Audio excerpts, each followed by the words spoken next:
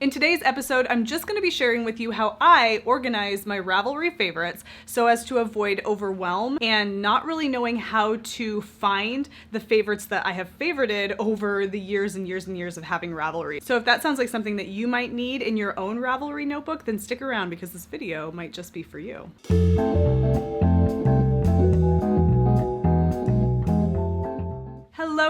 Hello, and welcome to the Wool Needles Hands podcast. My name is Taylor, and I'm going to be your host. In today's episode, I'm just going to share with you guys how I organize my favorites on Ravelry. But before I get into that, as always, let's talk about what I have in my cup today. I am drinking coffee. So it is early morning. It's not that early. It's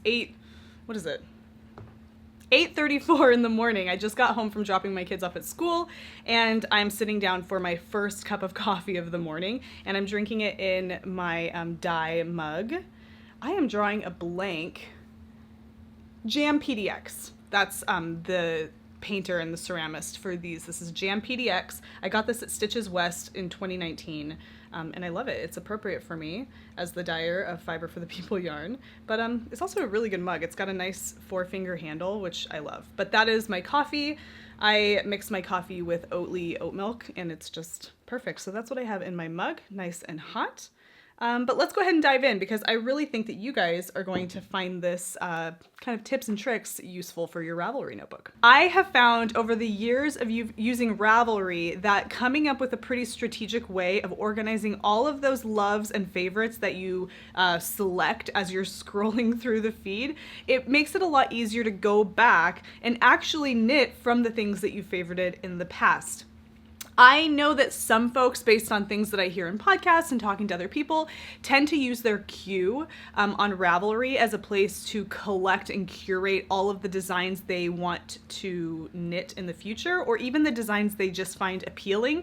But I feel like doing that creates a sense of overwhelm that almost makes your queue unapproachable. So today I'm going to talk to you about how you can actually utilize your favorites feature on Ravelry to work for you and provide you with a sort of library that's already been curated by you from your favorites of places where you can pull patterns to knit when you need something new to cast on. Okay, so I am going to be sharing this with you using the mobile Ravit app.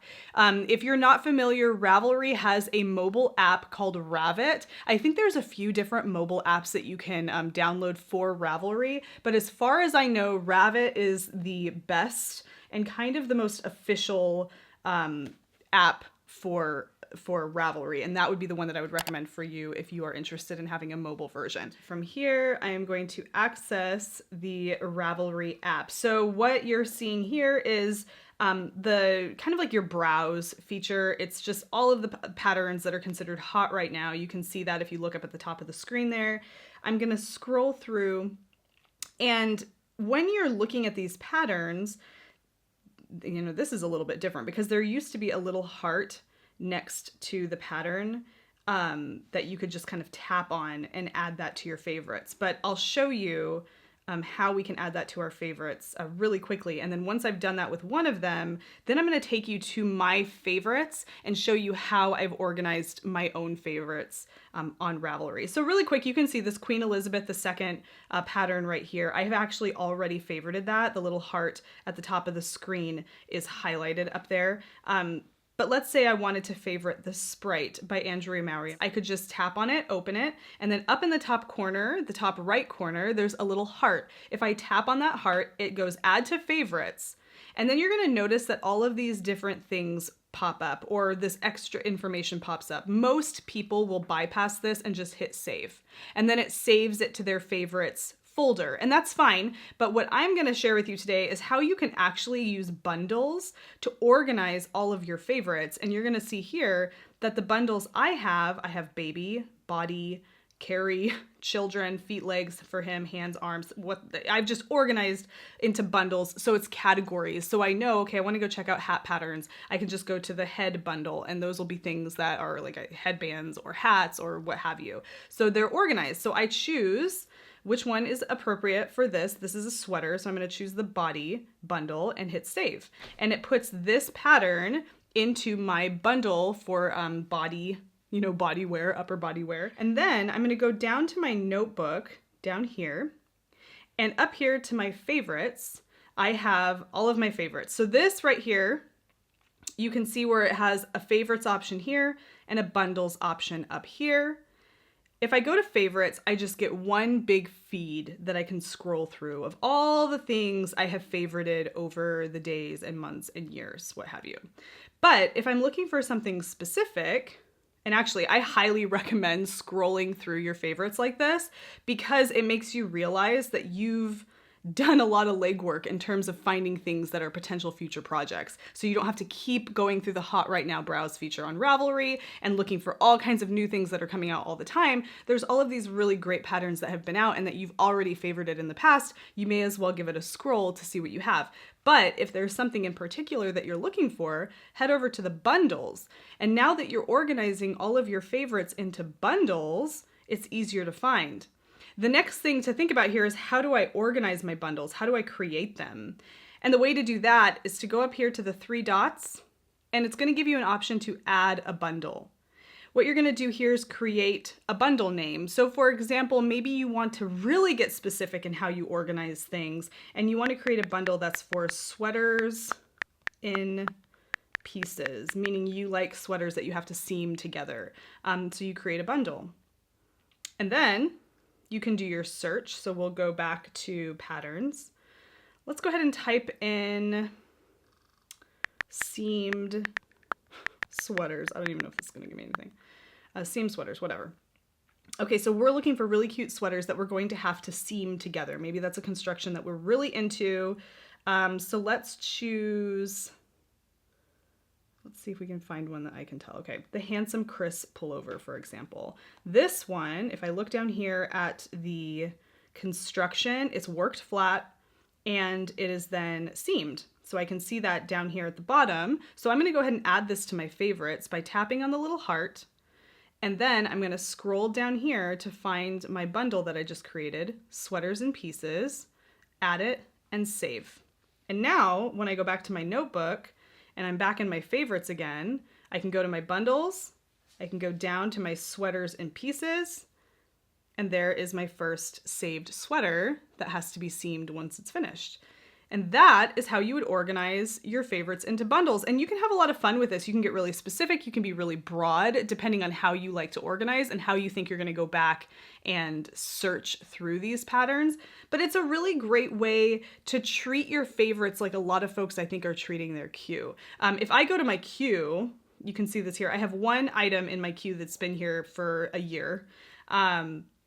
And this, I need to go back and rethink this because I don't know if I'm going to be knitting this. I'm not 100% sure, but I usually will keep 1 to 3 things in my queue max because this is an area that I want to take kind of seriously. If these are items that are in my queue, that means that I am prepared to knit these items, meaning I know what yarn I'm going to be using. I probably have the yarn at this point. This, I take that kind of seriously and I keep that very limited. But my favorites, I kind of go nuts with that. I love to go through the patterns, the browse feature here, which is where we were in the beginning. These are all the hot patterns right now. I love to go through this and see what's new and see what, or to see what's not new, but what people keep knitting over and over again, which, for example, with our knit along coming up, the Felix pullover is one of those. I always see the Felix pullover, and I know I'm going to come across it. It's in here somewhere. I can feel it coming, but it's always in the hot right now patterns. But I love to scroll through this. I love to scroll and I love to find something that, that I can add to my favorite bundles. And I can see the ones that I've already favorited, like this claret here, already has a heart next to it. So I know that I've favorited that in the past. And I'm going to add another one right now just for the sake of it. Let's see if I can find something that I want to add. Oh, that's really cool. This sweater right here by Jared Flood, a great men's sweater. It's actually a great anybody's sweater, to be honest. I love those shoulder pads. Excuse me, I'm not shoulder pads, elbow patches. Okay, so I'm gonna add this to my favorites, and because I like this for the idea of knitting it for my husband, I'm gonna add it to my For Him bundle, and I'm gonna save it. Now, when I go back to my notebook, my favorites, here they are, go to my bundles, there's my For Him bundle, and there is, where is it? There it is, right there. Okay, so that is how I organize my favorites, and also kind of at the same time how I organize and work with my queue. I keep that rather simple and very limited, no more than 3 projects in there at one time. And I try to make sure that those projects are ready to be knit. And if I change my mind about something down the road, I remove them post haste so they don't build up and become kind of overwhelming. Favorites, I believe you can kind of get crazy with that because there's no commitment. You're not committing to any of these. You just kind of like to curate your own collection of patterns that you know you love. And then you can go through here, and it's actually kind of fun to go way back to early Ravelry when you were first putting patterns in here and seeing, what kinds of things you liked years and years ago. And sometimes that changes, and you might want to remove those and make space for new ones. But it's just a good way to organize all of these things that we think we want to work on, because there's so much to be overwhelmed by. And I think in crafting and making, it's really important to avoid being overwhelmed by too much. That doesn't mean that you have to be a monogamous maker. It just means that you have to keep in mind and be conscious of the fact that you can't do all of it, especially when it's not organized. Okay, that being said, really quick, I'm just going to show you what kind of bundles I have if you decide that you would like to organize it the way I'm organizing it here. And if this moves too quickly, I'm going to list the bundles that I have down in the description box below. So if you look here, I have a baby bundle, a body bundle, and that's anything that goes on your upper body. So that could be shawls, that could be sweaters, it could be cowls, what have you. This is just all things that would go on your upper body. You could break this down even further. You could have a shawl bundle separately. If you find that you are a big shawl knitter, you might want someplace separate for that. I have a carry bundle for cute bags. Children, this is for, not for babies, but for, bigger kids. I have feet and legs, so leg warmers, socks, things like that, slippers. For him, hands and arms, mittens, hand warmers, fingerless mittens. Head, which is hats and headbands. I have holiday, which I don't have very much in here, but these would be things that I would do for holiday decor, or if I wanted to knit things that were holiday inspired. Another one that you could do in place of that is like gift ideas for other people. I have home. This one is things that are for the home. Lots of blankets, but I don't have much in here. I need to go and search out some more home stuff. I don't knit much for the home though, so that's I think why this is pretty sparse. And then I have summer knits, which is also very sparse. I'm not into summer knits very much. And then the last one that I just created for the sake of this little tutorial, which is sweaters and pieces. And quite honestly, I will be getting rid of that bundle because I'm not a big fan of sweaters and pieces.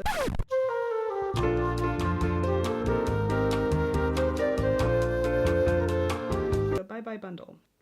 Okay, so that is it. That is how I organize my Ravelry favorites so as to avoid being overwhelmed by all of the options that Ravelry so generously provides to us. So I hope that helps. If you have any other comments on how you organize your notebooks on Ravelry in regards to favorites in your queue, let us know down in the description box because I would love to scroll through what you guys have to say because I'm learning from you guys all the time in terms of pattern tips and tricks and other things in regards to knitting, and I appreciate that, but I know others would appreciate it as well. So share with us that down below in the description box. I plan on uploading a full episode of the podcast with all of my knits and makes and things that I'm working on in the next week. So I'm thinking I will be uploading, well, not in the next week, in the next couple of days, because I'm going to upload the next full episode on Sunday. So keep posted for that. In the meantime, happy knitting, happy making, happy whatever it is that you're doing. Until next time, be well. I will see you soon. Bye.